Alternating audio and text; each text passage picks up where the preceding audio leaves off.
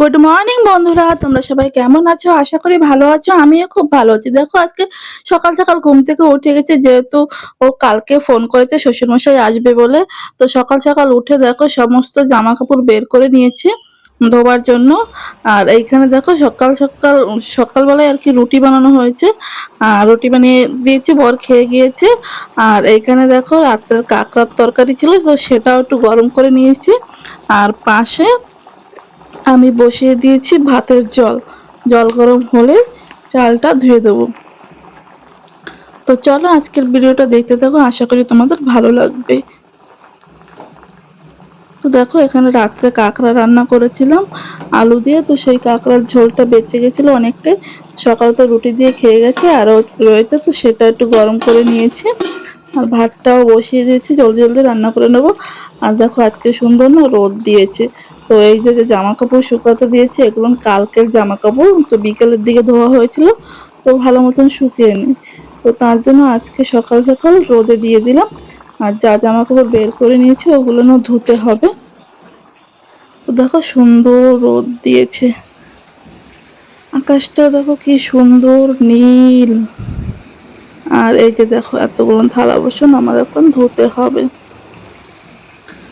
নালার জলটা দেখো দুদিন রোদ হয়েছে, কি সুন্দর পরিষ্কার হয়ে গেছে।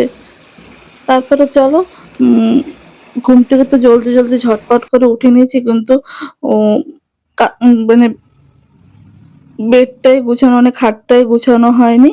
তো এখনই সবকিছু কাঁথা বালিশ সব ভাঁজ করে নেব, সব সুন্দর করে গুছিয়ে নেবো। আর ওদিকে তো ভাত হচ্ছে, ভাত হতে থাক।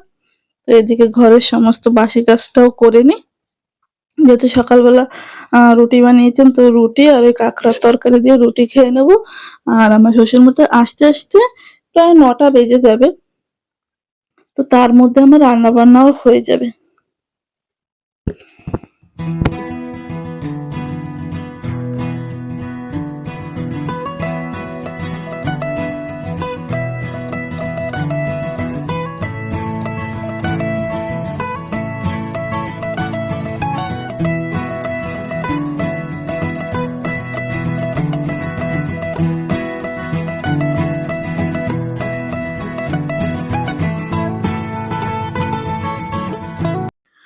চলো খাটটা তো গোছানো হয়ে গেছে, এই যে ফাইনাল লুক, সুন্দর করে গুছিয়ে নিয়েছি। তারপরে দেখো ওদিকে জলদি জলদি করে ভাত বুট করে এসেছি।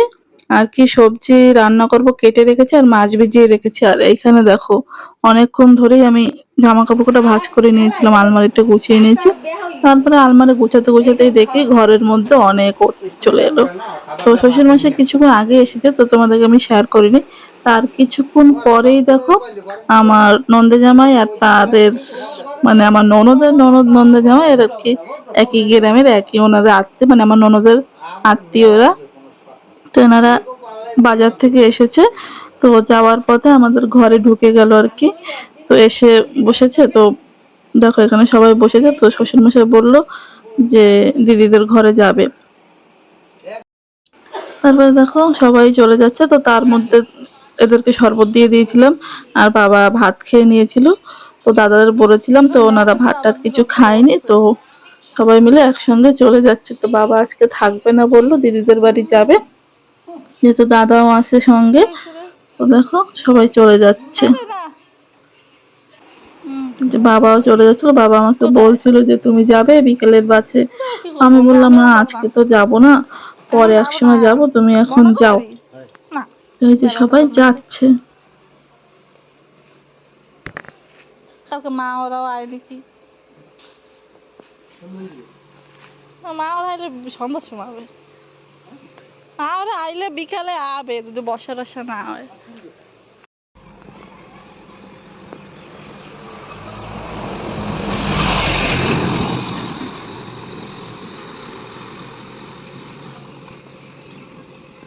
তারপরে দেখো বাবার সঙ্গে সঙ্গে আমিও বাবাকে রাস্তায় এগোতে আসলাম। তো দেখো বাবাকে গাড়িতে উঠিয়ে দিল বরমশাই, তো সবাই চলে যাচ্ছে গাড়িতে করে।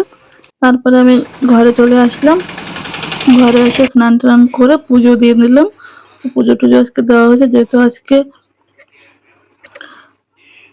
ভালো করে পুজো দিয়েছি।